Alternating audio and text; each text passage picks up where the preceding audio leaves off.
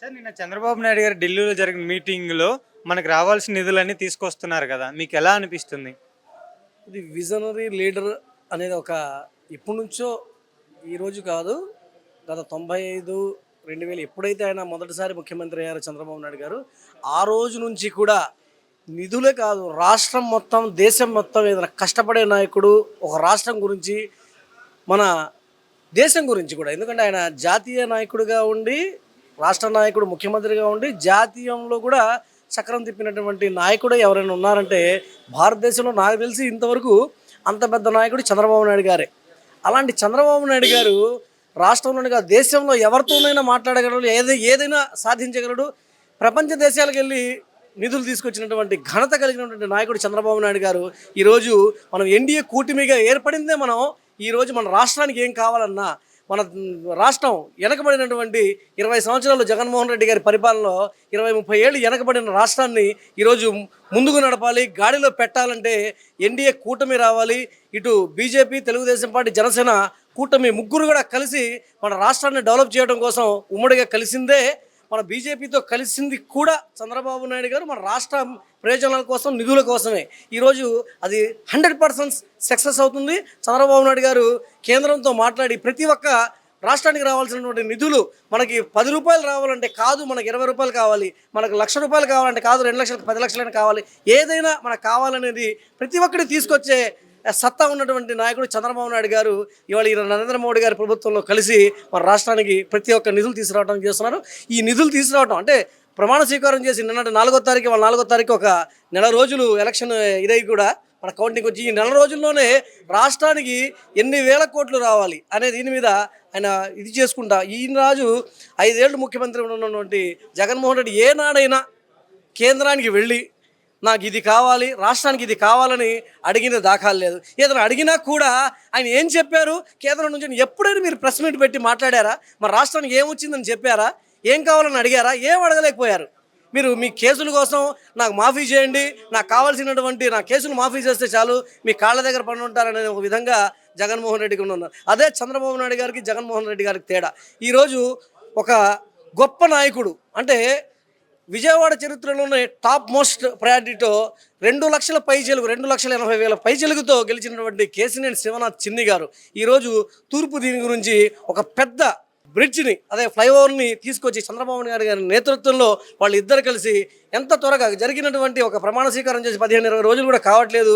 ఇంతలోనే విజయవాడకు ఒక గొప్ప అవకాశాన్ని ఇచ్చి ఇంత బట్టి ఫ్లైఓవర్ తీసుకొచ్చినందుకు ప్రజలు చాలా ఆనందంగా హర్షం వ్యక్తం చేస్తున్నారు. ఈరోజు జిల్లా పార్టీ కార్యాలయంలో కూడా చంద్రబాబు నాయుడు గారికి, అలాగే కేసీఆర్ శివనాథ్ చిన్ని గారు ఎంపీ గారు కూడా పాలాభిషేకం చేసి తెలుగుదేశం పార్టీ కార్యకర్తలు, ప్రతి ఒక్క నాయకులు, ప్రజలు హర్షం వ్యక్తం చేస్తున్నారు. సో ఇప్పుడు జగన్మోహన్ రెడ్డి గారు అంటున్నారు, చంద్రబాబు నాయుడు గారు అధికారంలోకి రాగానే మా కార్యకర్తల్ని, మా ఇళ్ళని ధ్వంసం చేస్తున్నారు అంటున్నారు కదా! దాన్ని మీరు ఎలా చూస్తున్నారు? ఈరోజు అసలు మీరు ప్రమాణ స్వీకారం అయి వారం 10 రోజులు కావట్లేదు, మీరు ప్రభుత్వం ఏర్పడి నెల అవ్వట్లేదు. అలాంటిది మీరు చేసినటువంటి 5 ఏళ్ళు మీ పరిపాలన ఏంటి, మీరు చేసిన హింసాకాండ ఏంటి, మీరు ప్రతి ఒక్క కార్యకర్తలకి తెలుగుదేశం పార్టీ అని చెప్పుకున్నటువంటి ప్రజల్ని ఎవరైతే వాళ్ళకున్నారో ఇళ్ల మీదకి వెళ్ళి వాళ్ళు మీరు కొట్టి అరెస్ట్ చేసినటువంటి మీరు ఈరోజు గురుగింజ సామెతలాగా వెనక తిరిగి చూసుకుంటే ఏదో అన్నట్టుంది.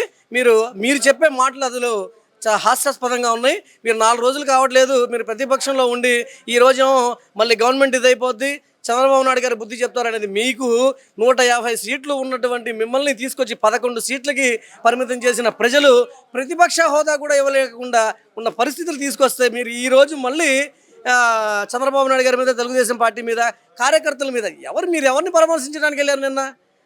ఒక పిల్లలేని మాజీ ఎమ్మెల్యే ఈవీఎంలు పాల్గొట్టినటువంటి ఒక దుర్మార్గుడు, ఒక ఫ్రాడ్ చేసినటువంటి లీడరు, అలాంటి ఒక పిల్లల్ని తీసుకెళ్ళి మీరు పరామర్శించండి. ఏదో జాతీయ పార్టీలో జాతీయ నాయకుడు అయినటువంటి ఎమ్మెల్యేని మీరు పరామర్శించినట్టు వెళ్ళి ఒక దొంగని మీరు ఒక దీనికి వెళ్ళి మళ్ళీ ఆయన పరామర్శించడం అంటే దొంగ అన్నట్టు ఉంది. జనాలు నవ్వుకుంటున్నారు. ఈరోజు పిన్నెల్లి రామకృష్ణారెడ్డి గారి మీద కావాలని కేసులు పెట్టేస్తున్నారు అని చెప్పేసి జగన్మోహన్ రెడ్డి గారు స్పష్టంగా చెప్తున్నారు కదా!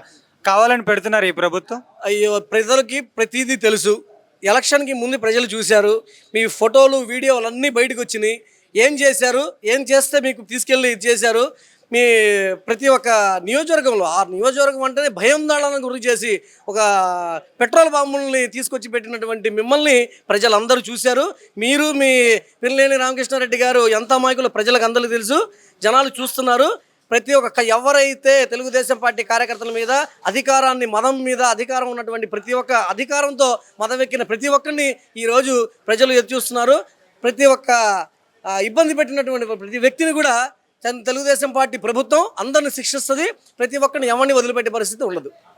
అధికారం రాగానే వైఎస్ రాజశేఖర రెడ్డి గారి బొమ్మలు అంటే విగ్రహాలు, అలానే ఆయనకి కావాల్సినవి ఏ ఉన్నాయో అవన్నీ ధ్వంసం చేస్తున్నారు, తగలబెడుతున్నారు అని చెప్పేసి జగన్మోహన్ రెడ్డి గారు అంటున్నారు కదా.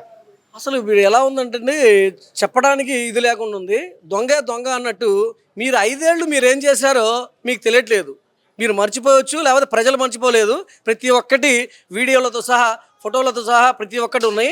ఈరోజు మీకు బాధ కలగగానే మీకు ఒక గవర్నమెంట్ ఫామ్ అయ్యి ఒక నెల కూడా కావట్లేదు. ఈ నెలలోనే మీరు ఏదేదో గగ్గోలు పెట్టుకుంటూ మా విగ్రహాలు పడగొట్టేస్తున్నారు, మా ఎమ్మెల్యేలను కొట్టేస్తున్నారు, మా కార్యకర్తలను కొట్టేస్తున్నారు అనే విధంగా మీరు బయలుదేరారు. మీ 5 ఏళ్ళు మీరు చేసినటువంటి అరాచకాల్ని ప్రజలందరూ గుర్తుంచుకుంటున్నారు. ఎవరు కూడా ఏ కార్యకర్త కూడా ఎవరికి నష్టం జరిగితే, ఎవరికి ఇబ్బంది కలిగితే వాళ్ళకి బాధ తెలిసింది. ఎవరికైనా కొంతమందికి తెలుగుదేశం పార్టీ కార్యకర్తలకి కొంతమందికి ఇది కలగొచ్చు. అలాంటి వాళ్ళు కొంతమంది ఏమన్నా ఇబ్బందికరమైన పరిస్థితులు చేయొచ్చు, కానీ దీనికి తెలుగుదేశం పార్టీకి ఎటువంటి సంబంధం లేదు. సరే, చంద్రబాబు నాయుడు గారు రావడం కారణం ఏంటంటే పథకాల వల్ల అధికారంలోకి వచ్చారు అని చెప్పేసి జగన్మోహన్ రెడ్డి గారు చెప్తున్నారు కదా. పథకాలు అవునండి, పథకాలు మీరు చేసే పథకాలకి చంద్రబాబు నాయుడు గారు ఇచ్చినటువంటి సూపర్ 6 పథకాలకి చాలా వేరియేషన్ ఉంది. సంపద సృష్టించి సంపదను ఎలాగైతే సృష్టించాలో తెలిసినటువంటి నాయకుడు చంద్రబాబు నాయుడు గారు చెప్పారంటే చేసి చూపిస్తారనేది ప్రజలకు అందరికీ తెలుసు. ఈరోజు 3,000 ఉన్న పెన్షన్ని 4,000 చేస్తారని చెప్పినటువంటి చంద్రబాబు నాయుడు గారు ఏప్రిల్లో ఏదైతే నేను ఏప్రిల్లో ఈరోజు హామీ ఇస్తున్నాను, ఈ రోజు నుంచే ఏప్రిల్ మే జూన్ జూలైలో 3 నెలలు కలిపి ఈ 3 నెలలది నేను హామీ ఇచ్చినటువంటి 1,000 రూపాయలు 4,000 కలిపి 7,000 రూపాయలు ప్రజలకి స్వయాన మీరేమనుకున్నారు 2 లక్షల మంది వాలంటీర్లు ఉన్నారు, ఈ వాలంటీర్లు లేకపోతే అసలు మన పథకాలే లేవు, ఎవరికి పెన్షన్లు ఇవ్వలేని పరిస్థితులు అని అనుకున్నారు. ఈ రోజు ఒక్క వాలంటీర్ లేకుండా గవర్నమెంట్ వ్యవస్థని ఒక్క రోజులో ఒక 15-20 గంటల్లో అంటే 10 గంటల్లోనే అంటే ఒక రోజు పొద్దున 6ంటికి మొదలు పెడితే సాయంత్రం 4ంటికల్లా 4,800 కోట్ల రూపాయలు ప్రజలకి స్వయాన తీసుకెళ్లి ఒక ఎమ్మెల్యేలు, ఎంపీలు, మంత్రులు, ప్రతి ఒక్క కార్యకర్త స్వయాన ముఖ్యమంత్రి గారు చంద్రబాబు నాయుడు గారు డైరెక్ట్గా వెళ్ళి ఒక పేదలకు అందించినటువంటి ఘనత చంద్రబాబు నాయుడు గారికి. అలాంటి ఘనత కలిగినటువంటి నాయకుడు, చెప్పిన మాట మీద నిలబడే నాయకుడు చంద్రబాబు నాయుడు గారు. కంపల్సరీగా చేస్తారు. సూపర్ 6 పథకాలు కూడా ప్రతిదీ అమలవుతుంది.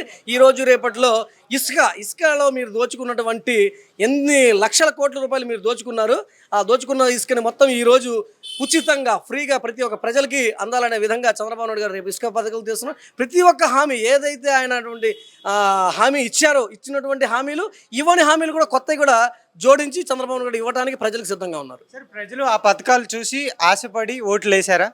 లేదు, చంద్రబాబు నాయుడు గారు ఈ రాష్ట్రానికి కావాలి, చంద్రబాబు నాయుడు గారు ఈ రాష్ట్రానికి ఉంటే మనకు అమరావతిని చూసి ఓటేశారు, అభివృద్ధిని చూసి ఓటేశారు.